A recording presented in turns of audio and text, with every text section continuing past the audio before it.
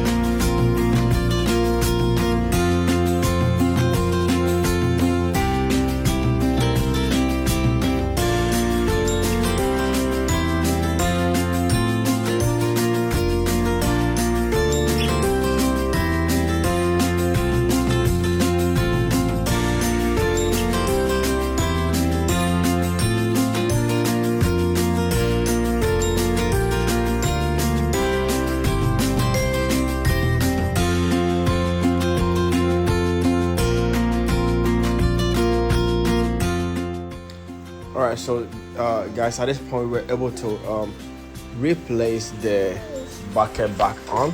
So we try to reconnect the fuel tank perfectly, so we don't have to go back and try to fix it again. So yeah, guys, so as you guys can see, everything is going on the way it is supposed to, and we'll keep on updating you guys about our progress throughout this rebuild. And you guys subscribe, like, comment, tell us what you think about what we're doing, and let us know how you feel about it so far, because when I posted the video 1, you guys saw what we were working with, and right now you guys can see where we are. So let me know if you guys are excited about this, and you guys can't wait to see what we're gonna tackle next. Okay, but trust me, guys, you guys will be amazed by the outcome of this project, guys. It's gonna be amazing, it's gonna be sweet, it's gonna be perfect. You guys are gonna enjoy it.